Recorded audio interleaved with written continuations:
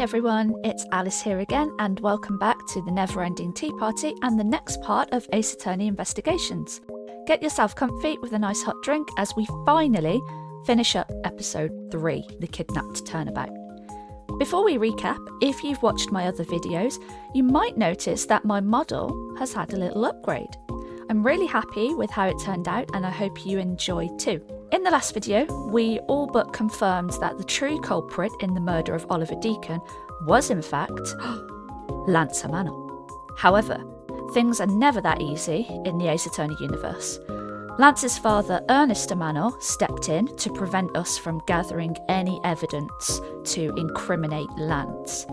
If you haven't seen my previous videos, I recommend watching from part 6 of the linked playlist in the description, as that is when the current episode begins. And with that being said, let's go. If I can't get permission to investigate the crime scene, then the truth will be lost. Hold it, hold it, hold it! Hey? Mr. Edgeworth, what are you doing spacing out? Have you forgotten? There's only one thing you should do at a time like this. And what is that? When the people are in a bind, the hero of justice appears to save the day. Look, you just leave it to me. For I am Kay Faraday, the second of the great Yatagarasu. But I thought you were a thief, not a hero. The Yatagarasu is noble and is always a thief of justice. Yeah, they're like a vigilante, like a, phantom thief. That's, of course. If we have enough information, I can recreate the inside of the haunted house with this. Plus, if we then factor in everyone's testimony, you can recreate exactly what happened when I dropped off the ransom money. We may be able to figure out some new information through this. It's worth a try. Ah, nice. Well done, Kay.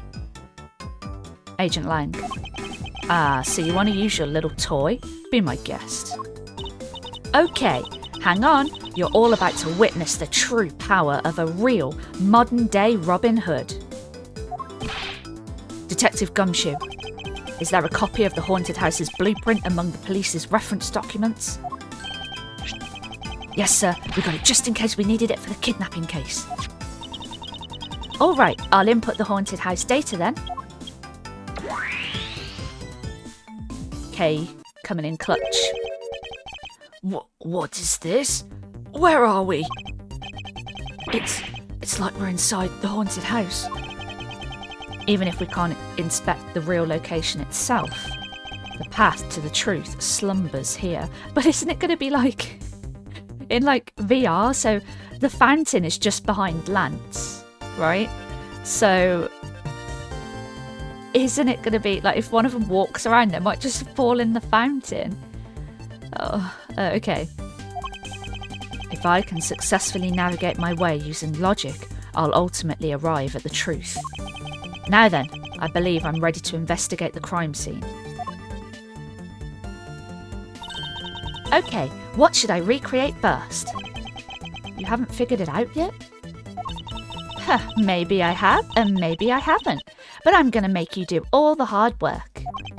Very well.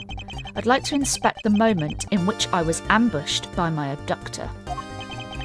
The two of them were definitely in this place at that time. Oh look, we've got a little ghosty Edgeworth. If I can verify that, it may provide me with a new lead. I had just come out into the hallway after leaving the money inside the dining room. At that time, I saw a badger slumped over on the floor at the end of the hall. Eh? What was a badger doing all the way down there? I also thought it strange. However, I thought that maybe it was simply a mannequin that was set there for atmosphere. Do you know which badger it was? No, it was too dark to tell. All I saw was its silhouette. In that case, I guess I'll just program a badger silhouette in for now. Okay, programming complete.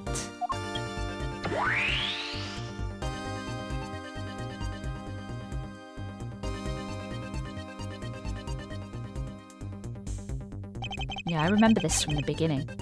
Then I started walking towards the exit. And that's when you were struck from behind, right? Yes. But that's odd. The hallway is a dead end. Where did your assailant come from? There is only one location I can think of. I believe my assailant was lying in wait here. Well, the badger costume, right? That seems too easy, though. Okay, we'll try it. That doll I saw wasn't really a doll. It was, in fact, a costumed kidnapper. Oh, so he used the costume as the perfect camouflage to blend in with the rest of the house. Precisely. He waited until I had made the drop-off and was about to leave.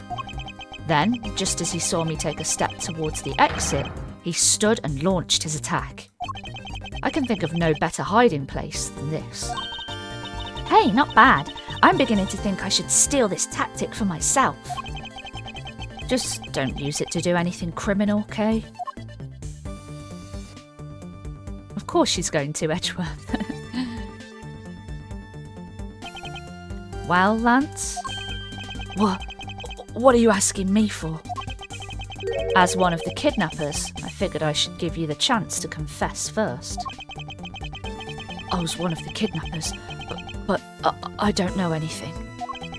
I did come up to the haunted house, but I never set foot inside. I left Oliver in charge of picking up the ransom money. He didn't set foot inside. Is he telling the truth, or is this another lie? Probably another lie. Alright, then you're claiming that it was Mr. Deacon who assaulted me. Yes, I'm sure it was him. Well, that's pretty convenient, Lance, considering that Deacon is dead. He can't, he can't defend himself. Okay, inputting the new info now. Mr. Deacon was the bad badger, right?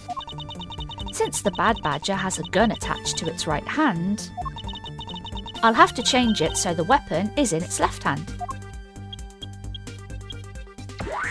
Ah, yeah, because he was left-handed. Oh no, wait. Wasn't Deacon right-handed and that was the whole point? Lance is left-handed. Deacon's right-handed. Yeah, that's right. Now, to verify the facts of this recreation. Oh, investigate. Okay, let's have a look. Let's look at this. You didn't recreate the weapon. Well, I can't exactly recreate something I know nothing about. So tell me, what were you hit with? The attack came from behind, so I have no idea. But I doubt it was someone's bare hands. Okay, then where were you hit? I was hit on the right side of my head, just above my temple. There was a bit of blood, but it wasn't anything serious. Any head injury is serious, Edgeworth. Any head injury. All head injuries are serious, or have the potential to be serious, and sometimes you don't even know about it until much later. If you ever have a head injury, better be safe than sorry, just get it checked out straight away. Anyway. Ouch! Sounds painful. Why are you smirking like that when you say it? It's just your imagination. Now, let's see. I wonder if there's anything in the hallway that could have been used as a weapon. The sword, maybe? The sword sticking out of that armour? I'm looking for something the culprit could have used to hit you with. Oh. Yeah, but it's got a... Or could it have been the revolver? It could have been either this or this, but as there's one like right in the scene now, I'm going to try this first. It might be wrong, and I noticed it hasn't refilled my health from last time. So, uh-oh. It'll be fine. We'll be fine. We'll just reload if we have to. I have it. There was indeed one such object lying here in this hallway. A propped sword. Are you talking about this thing here? Yes. Although we did find it at the kidnapper's hideout. Wait, yes, It's possible that the culprit took it with him after using it on me. Well, that's a coincidence, but I guess so. To leave no evidence behind, right? Correct. It may be worth a more thorough examination yet. Oh, let's have a look at it then. Okay, so what test do you want to run on this sword? Well, there's no point in dusting for prints because the culprit was wearing a costume, so we'd have the same issue as the gun before. So what I believe we need to do a luminol test. I think luminol tests for blood. I'm not sure why we'd be testing for blood, maybe to see if it was what Edgeworth was hit with, but prints would be useless, is what I'm thinking. The culprit was wearing a costume at the time, so a fingerprint analysis is useless. I was right. Let's run a luminol test. It's possible that some of my blood found its way onto this. Agent Lang, may I ask for your cooperation in this matter? Huh. Like I have a choice. Sheena, call the lab boys. Understood. Except for a dab on the left side, it would appear that the blade is spotless. So it must have been the left side of the prop sword that hit you then, right? Okay. Okay, I'll update the recreation with this new piece of info.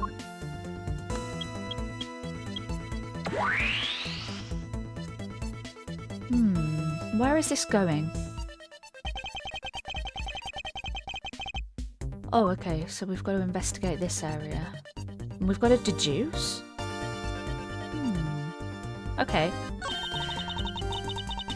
And in the next instant, this badger will swing his left arm complete with weapon in hand. Yes, to club me with the left side of the prop sword. Shall I recreate the moment of impact? I want to see the pained expression on your face. Wow, okay. It's just fine the way it is. Wait. Maybe not. Is it just my imagination or is something not quite right? Yeah, let me just turn my cursor on a second so I can point this out. So, yeah, there's something wrong here. So if Edgeworth was hit here, in this area, his right temple, and the blood was on this area, the left side of the sword, the opposite to the handle, the pommel thing here. That doesn't work with this hand. Right? That's what I'm thinking. I'm not sure how we prove this though, with the deduction that it's asking us to do. Well, let's look at Edgeworth. It's me. I have to say, it's rather embarrassing to see myself like this. Oh, so what were you thinking about at the time? I don't recall, but I would guess that I was thinking about the kidnapping. Really? Because I don't think so at all. Your face practically screams, I'm about to be conked over the head. Hehe. If I had known that at the time, do you think I would have let myself be hit? No. Okay, I'm gonna deduce, like, this. Oh, do you know what? It could be the revolver. I'm gonna go with the sword because it would make sense, right, with this, that he would be hit on the left side. I don't know. I'm just gonna go with it. Is this spot somehow connected to any of the evidence I hold? I think this, because it says about hitting in the right temple. Eureka! Oh, I did it. I was right. Wow. Finally, I found a clear contradiction of facts about this sword. Except for a bit on the left side. Yeah, I was right, it's on the same side as the pommel. So they would have to do like a side swing of their arm. They'd have to pull their left arm from their right to their left to hit him on the right, which is a really awkward way of striking, I think. This prop sword is absolutely spotless. However, if the culprit had used his left hand, the blood would be on the opposite side. The opposite side? Huh? If the culprit held the sword in his left hand, then the sword's right side would hit. I see. But the blood was on the left side of the sword, right? Which means that he used his right hand to hit you. Exactly. This prop sword has a large hand guard attached to the hilt. It would be impossible to hold it with two hands while wearing a costume with such big hands. Therefore, it couldn't be the left hand or both hands. It must have been the right. I'll change the data to reflect a right-handed swing. Not yet, Kay. There's no sense in changing anything yet. If you change the parameters to the right hand, it'd only create a new contradiction. Changing the prop sword to be in the culprit's right hand would conflict with what? Well, it's got to be the fact that the Bad Badger has a model gun in the hand. Well, it must be this, that it was ripped from the Bad Badger costume, so it must be the costume which had the hole in the hand, right? Take that! It's the only thing I can think of. The Bad Badger already holds a gun in his right hand, so he can't hold a sword in addition. Hey, that's right! Then what now? If it wasn't in his left or his right hand, it means that the one who struck me could not have been the Bad Badger. Oh yeah, all that. That's a possibility. Are you paying attention, Lance? Ugh. Mr. Deacon could not have been the one who struck me, which leaves only you as our primary suspect. Ugh, fine. It was me. I hit you. It appears that you lied to me yet again, but see how quickly they catch up to you, Lance. Wait, isn't Lance left-handed? Ah, yes. That's what makes this deception all the more interesting. He used his right hand to make it look like Mr. Deacon had been the one to strike me. For you see, firing a gun with one's non-dominant hand is difficult. But that level of dexterity isn't required to swing a prop sword. Ah! Kay, please input this new data. The one who hit me from behind was Lance. Or should I say, the Proto-Badger. You got it. Here I go.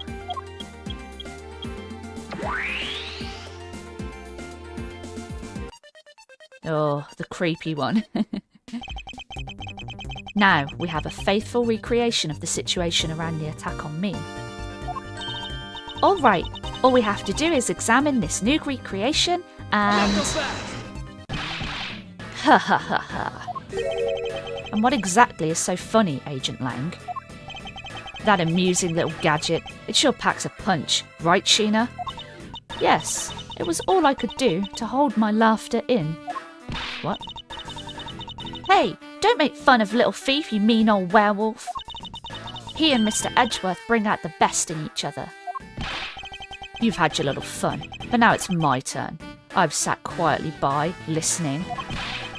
But the crude conclusions you two keep spewing don't whet this wolf's appetite. What is he talking about? There's no guarantee that your toy will always show the real situation at any given time. Well, he kind of has a point. All it displays is whatever information you put in there, right? Well, when you put it that way... Your suppositions are wrong. It's not your fault, so I'm going to let you in on this. There is a trick to this haunted house. And what may that be, exactly? A trick beyond what your tiny imaginations can produce. Sheena! Here you are. Now then, what you missed, girlie, is written right here in this pamphlet.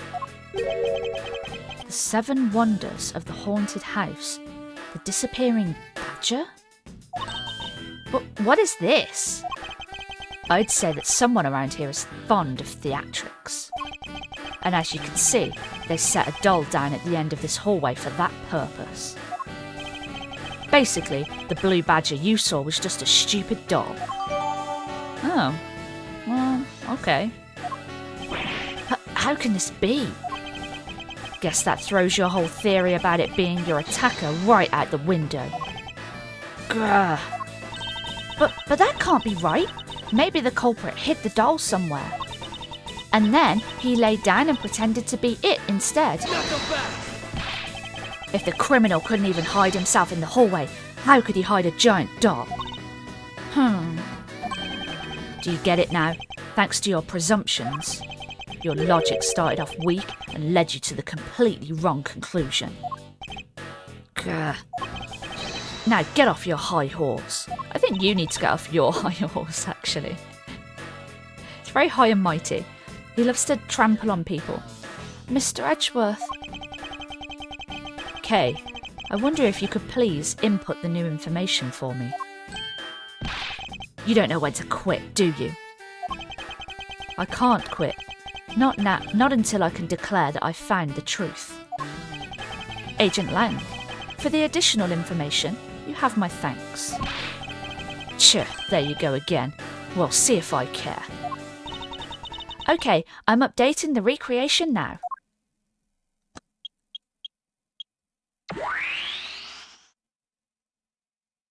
Where's this gonna go?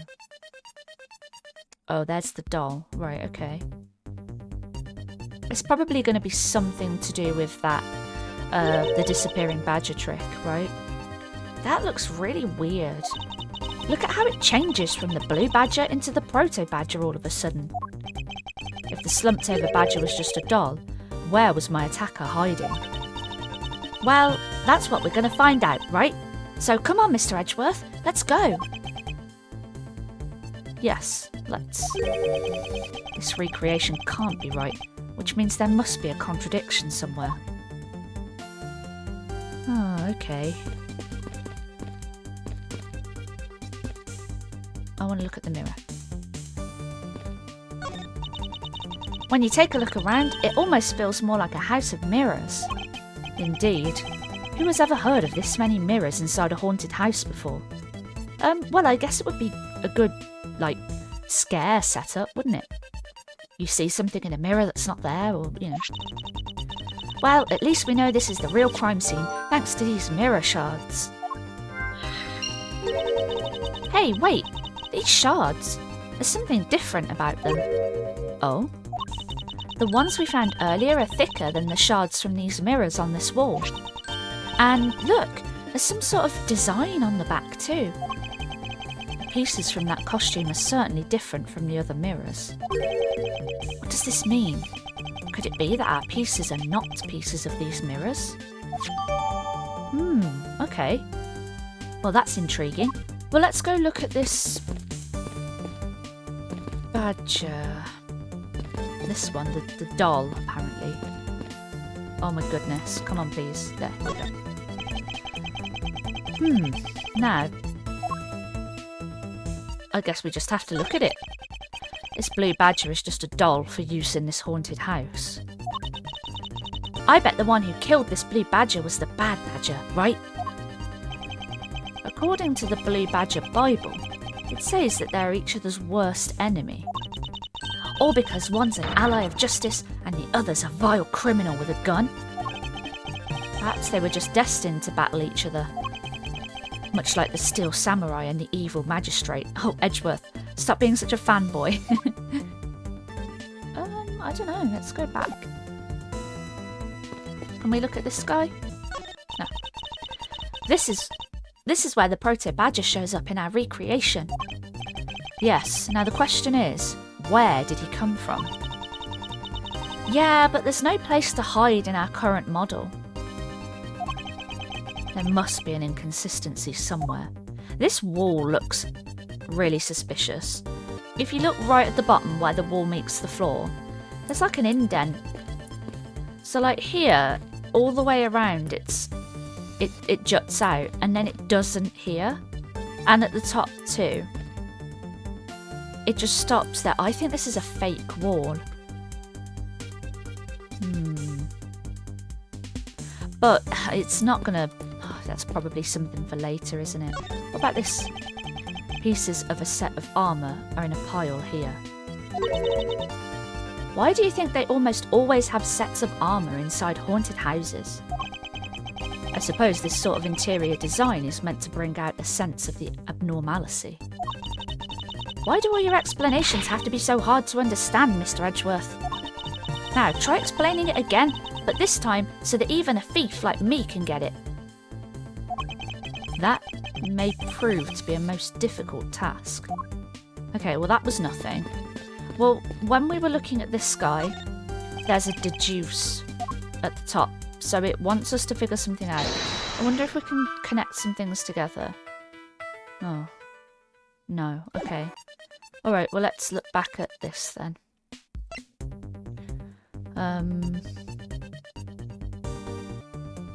I don't know. Is there something weird about this badger? Let me look at these again. It's got the 3 points. It's got the belt. Oh wait, hang on. Could it? Oh, I don't know. Well, let's just deduce this. Just the badger in general.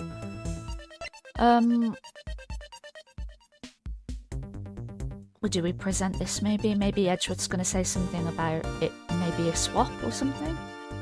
Or maybe that, hang on, maybe that there's only one of each badger in the park.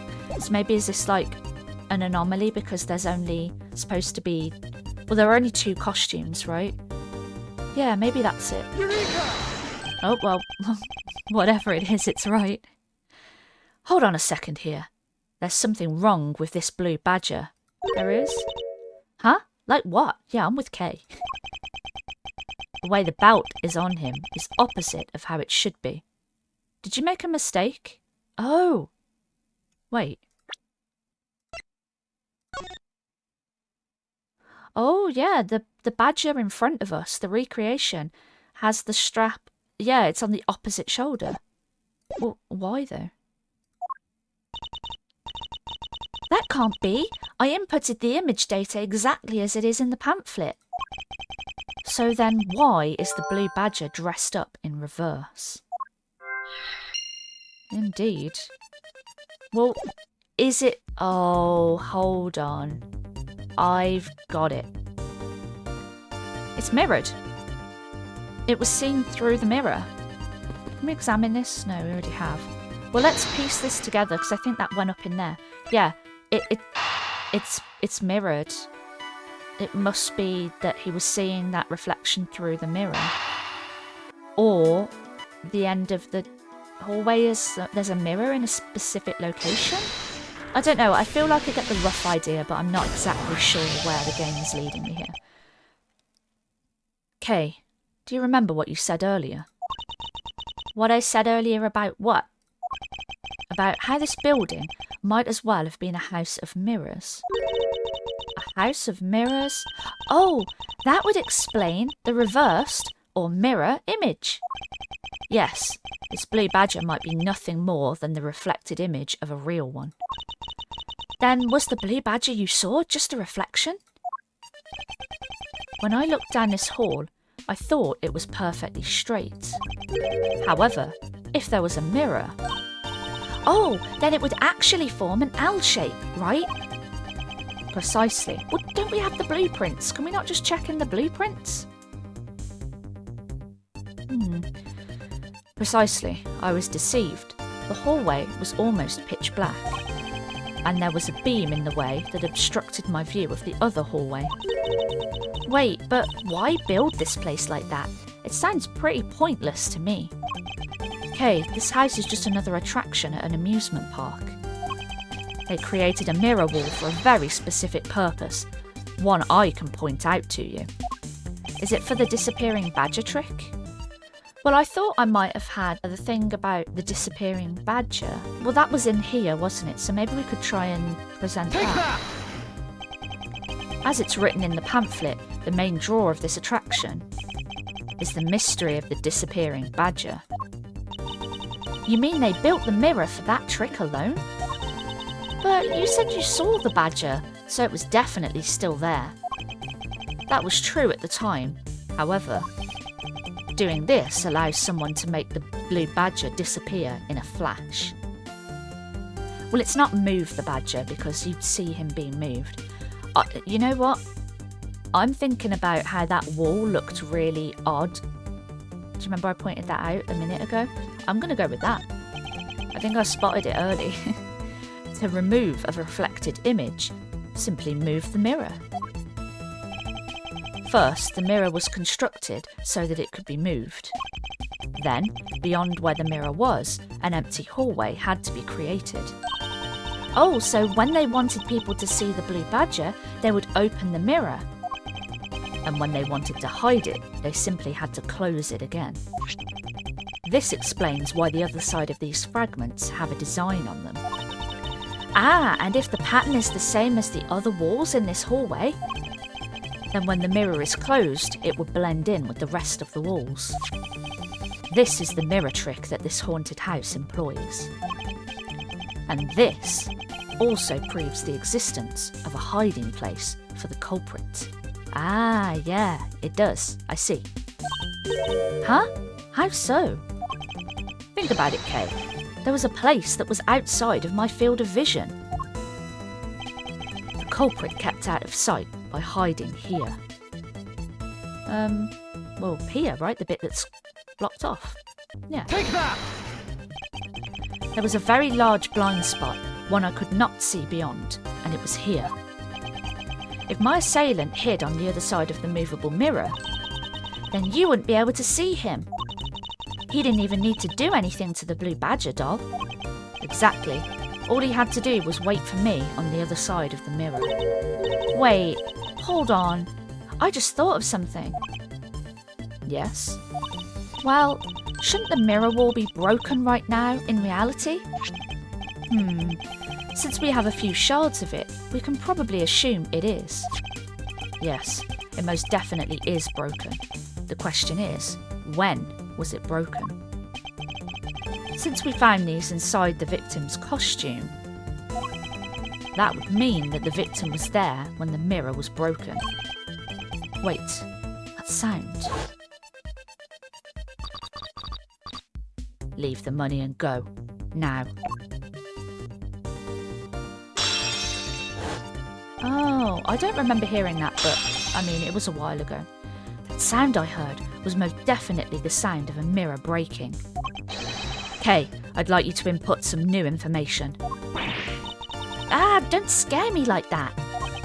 Sorry, but I need you to recreate something for me. Sure, whatever you need. So, what do you need anyway? If you could first recreate this hallway just before I entered the dining room. You got it.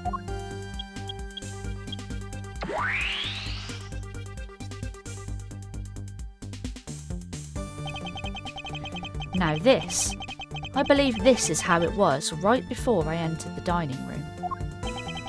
Although at the time, I thought it was but a single straight hallway. And then I went inside. It was around then that I heard the sound of a mirror shattering. You heard what? Then? Yes, I believe it was then that the mirror was broken. Okay, so when you stepped outside into the hallway again, the mirror wall should no longer exist. Kay, please recreate that. Got it.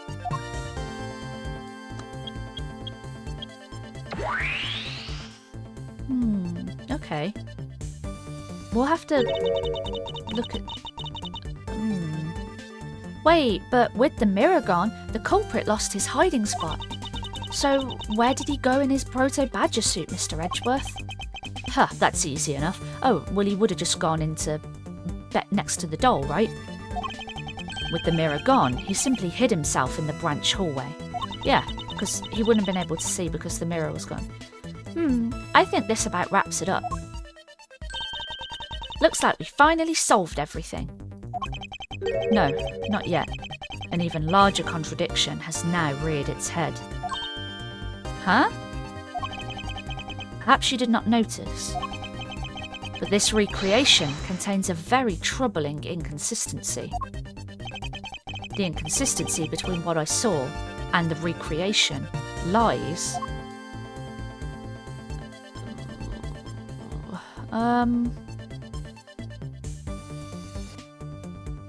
Is it that there's no badger doll here? Because I remember when we came out of the... I remember watching that opening cutscene and seeing Edgeworth facing towards the camera, and seeing that doll at the end get up and walk towards us, and I made a joke about it being a horror game or something. So is it that, well, the badger should... The doll, one of the badgers should be at the end of the hallway, but there's no one there? Maybe? I'm gonna try it. Take that! I'm probably wrong. Oh. I feel like, again, like last episode, I really feel like I stumbled into that. Okay, take a good look at the end of the hall. Oh, there's no blue badger there. Exactly. The blue badger that I saw in reality is not here. This is the final point on this long chain of logic, the last remaining contradiction.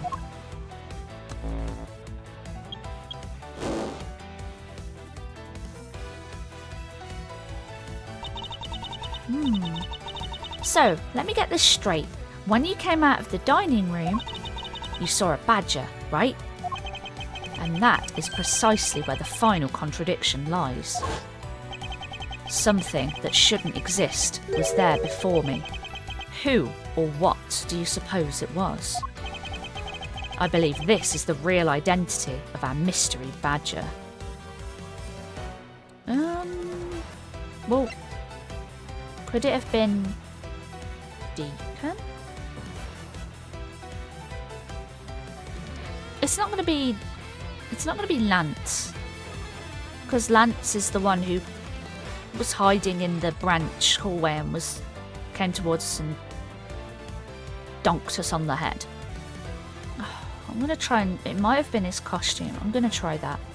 Take that! Oh. Yeah. Well, it has to be. It was either Deacon or Lance, based on what it wanted us to choose from. It wanted us to choose from, like, this stuff we have, right? And the only possibilities of people we have is the victim's costume, or the victim. Yeah, it can only have been this. Yeah. Okay. The badger I saw was, in actuality, the dead victim's body. That's really creepy, though. It's really, really bleh. Ugh. What?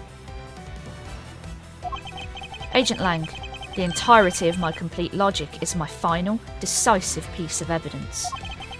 The murder happened in the hallway of the haunted house at the time of the drop-off. And you can consider the moment I heard the mirror breaking to be the real time of death for Mr. Deacon. Oh, maybe like the sound of the mirror breaking covered up the sound of the gunshot? Is that what he's trying to say? No! Maybe it was due to their fighting, or perhaps it was the life-shattering bullet. But no matter what the cause was, the hallway mirror wall was broken. Lang, you should be pleased. Like, we've done a lot of hard work for you. Ha, you were in the house at the time, right? Are you telling me that you missed the sound of a gunshot? Objection! There were a variety of sound effects playing at the time. All for theatrics, I assume. There were? Really? I don't remember, but I'll take your word for it. The gunshot must have blended right in. Ah, yeah. Now then, I'd like you to recall something for me. Who was it that was with the victim at the haunted house? Who was the one who had the opportunity to rob the victim of his gun and use it on him? It was you, Lance Amano.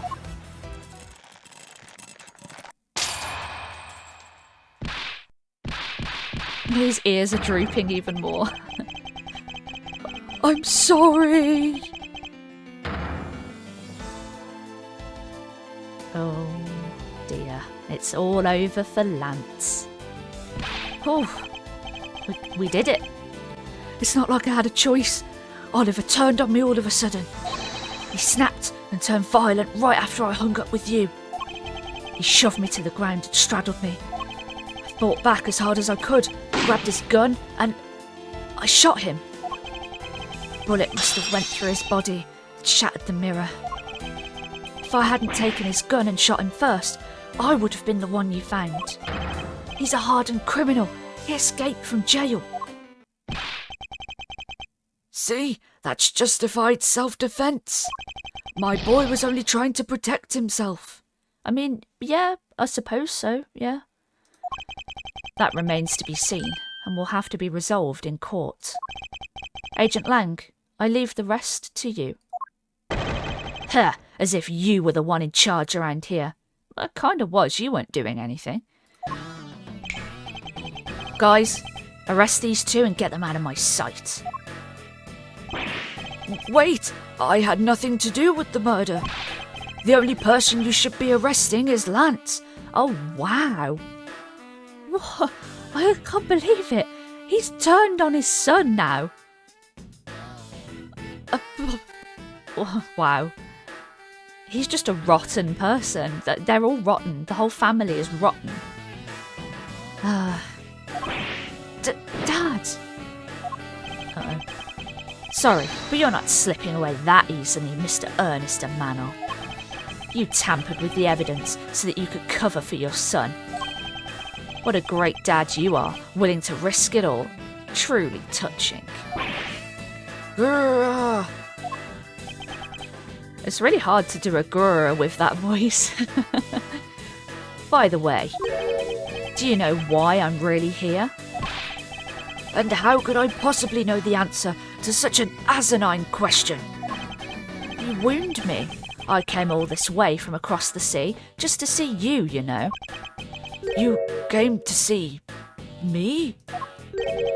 What's that supposed to mean? I have a few things to ask you, Mr. Amano, about a case from 10 years ago. A case from 10 years ago?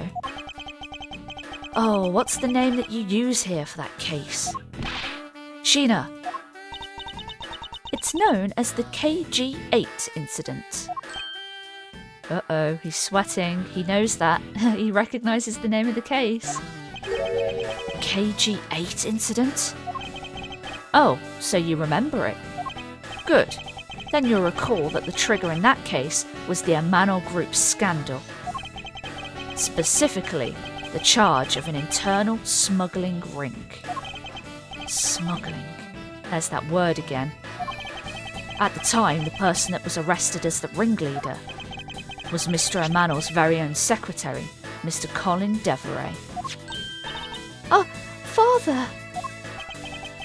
Even though you pushed the crime onto your then secretary, Mr. Deveray, I always suspected that you were involved with the smuggling ring, Mr. Amano. Mr. Deveray was arrested in place of you.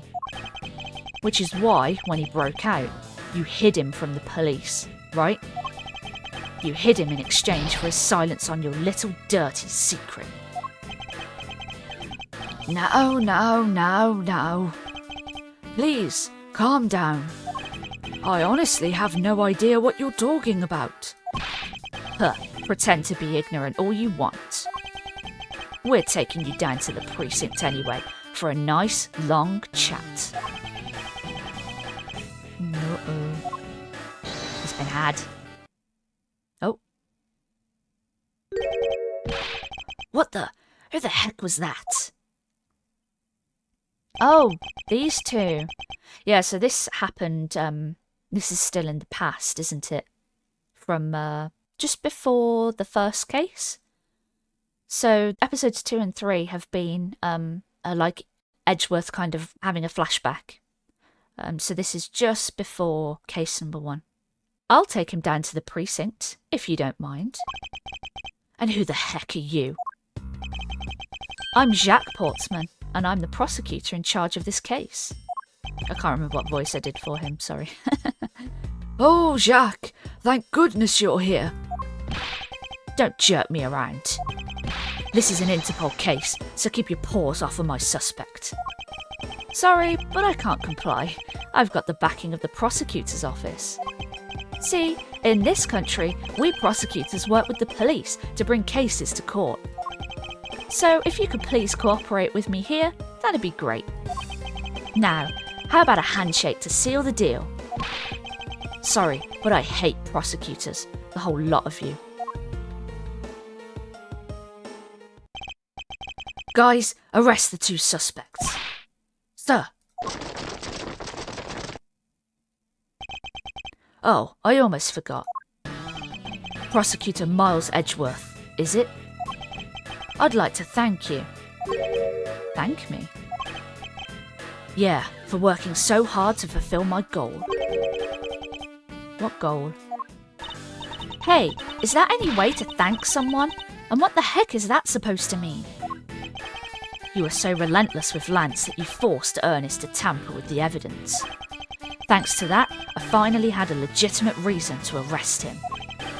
So, how does it feel to bite the hand that feeds you? The hand that feeds me? I'm not sure I follow. Heh, it's no use pretending with me. You're the one, right? You're the corrupt prosecutor that's working for Mr. Amano and the smuggling ring, right? Oh, wait, this could be, Portsman. This could be Jacques, because he's the one who was trying to get files out of my office. Yeah, I think it's him. No, I would never do such a thing. What the heck? Our intel's never wrong. In your prosecutor's office, there's definitely someone working with the ring.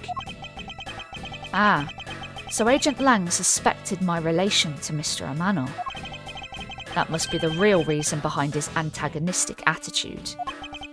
On top of that, your mentor was Manfred von Karma, right? There were non-stop rumours flying around about forged evidence with that guy. You're not twisting the truth behind those closed courtroom doors too, are you? The courtroom is a place where the truth is revealed. Ha ha ha ha ha.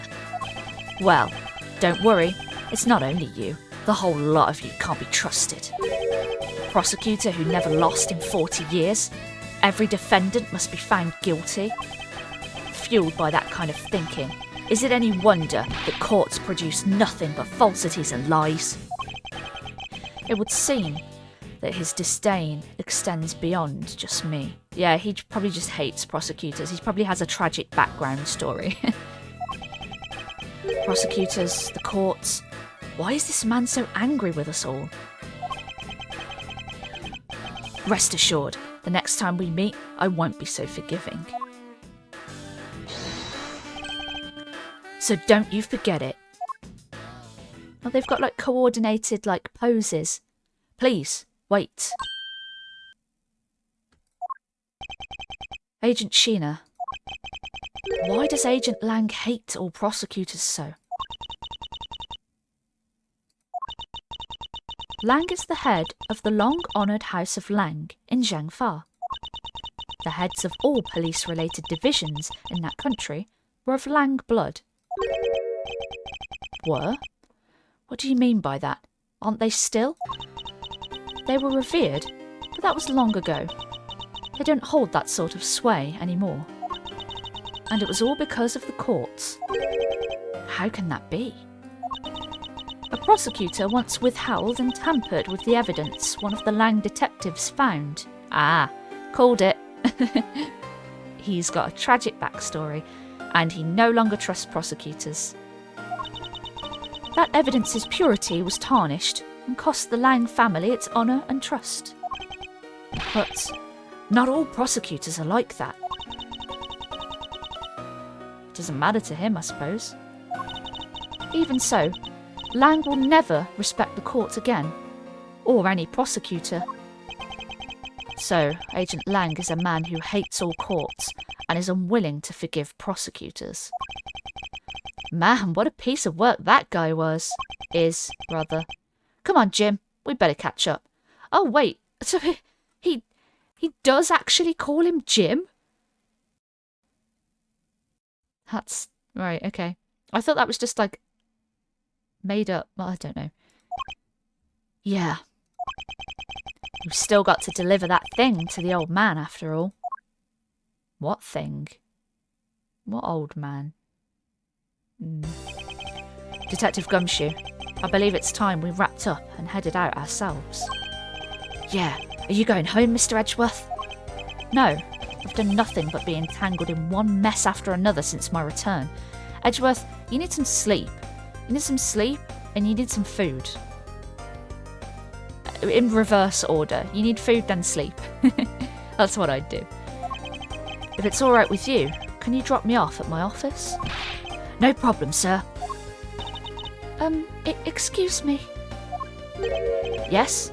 What is it? Thank you very much. Oh, it's okay. No need to thank me, pal. Just doing my job as a detective. Gumshoe, you didn't do anything. You didn't do anything. It was me. I guess I was fooled pretty badly by Lance. Oh, cruel fate. What's a woman to do when she's been hurt by the one she loves? And to think I never realised my father was right there. I never said anything to him. Yeah, that's sad. I feel really bad for her. Oh, yeah, there's nothing you can do. I knew it. I'm a failure. Ah, there she goes again, talking to herself. Miss Porps, I wonder if you know why your father participated in the kidnapping? No, I have no idea. Your father died while he was trying to stop Lance. Which means that from the beginning, he had no interest in the staged self-abduction. Wait, then why did he... I believe it was because of your presence, Miss Porps. Me?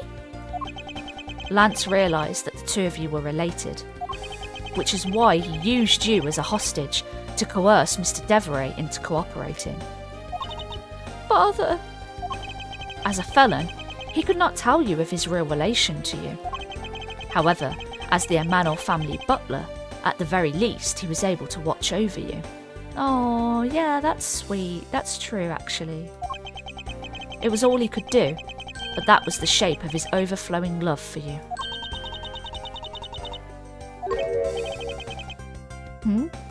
Go on, speak your mind.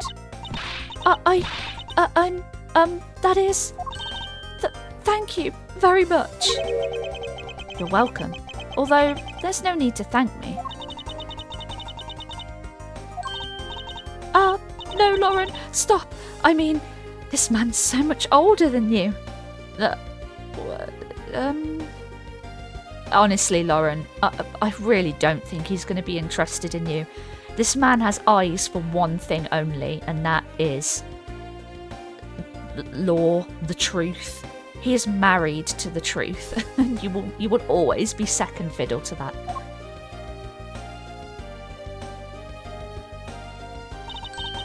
Hehe, looks like you've completely stolen her away, Mr. Edgeworth. Way to go, sir. Your technique is way beyond the level of a great thief. What are you going on about now? Oh, he's clueless.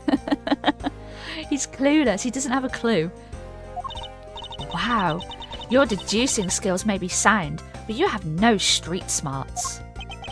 That's Mr. Edgeworth for you. Yeah, I mean, he still hasn't figured out who I am at all. Well, you're the Yatagarasu, right? You keep telling him. If you haven't remembered in all this time, I guess I'm just gonna have to say it. This isn't the first time we've met, you know. Really? What do you mean, pal? Mr. Edgeworth, how do you know this girl? Huh, looks like you totally forgot me too, Gummy. Gummy?